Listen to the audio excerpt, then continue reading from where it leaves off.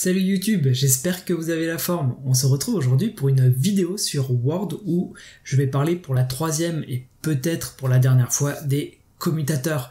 On va résoudre ensemble le problème suivant. Là vous voyez que, dans le cadre d'un courrier, tout ce qu'il y a de plus classique, ici j'ai un champ, d'accord, qui est un champ prénom.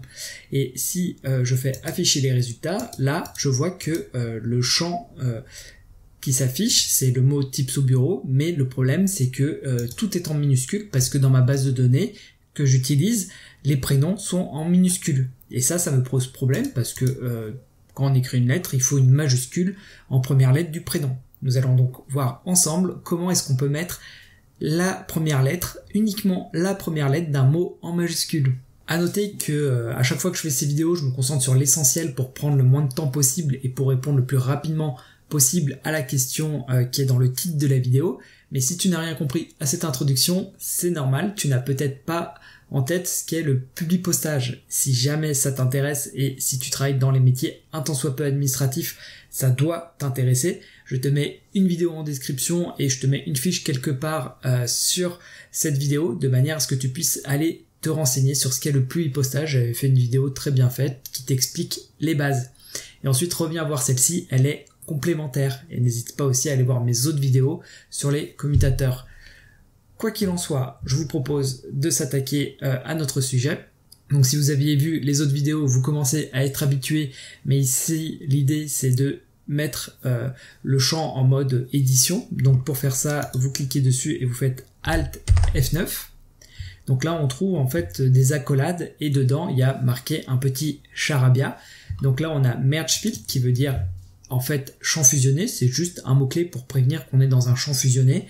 Il n'y a pas à stresser par rapport à ce petit mot-clé. Ensuite on a prénom. Prénom c'est le nom de la colonne qu'il utilise dans le fichier Excel avec lequel je l'ai lié. Donc c'est celui-là.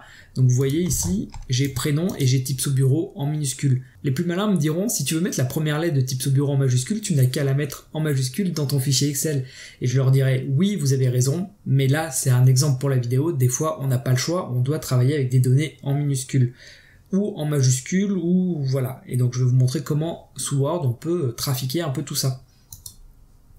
Donc on revient ici. Donc le prénom, vous l'aurez compris, c'est le nom de la colonne ou plutôt, si on veut parler en termes techniques, du champ qui va contenir les données. Ensuite, nous, on va devoir écrire quelque chose à la suite. Ce quelque chose, c'est ce qu'on appelle un commutateur.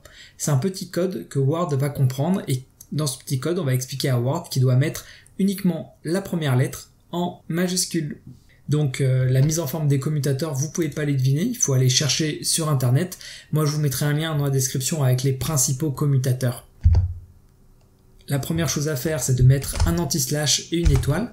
À chaque fois qu'on fait un commutateur sur Word, il faut mettre anti-slash étoile quand on veut modifier la mise en forme du texte.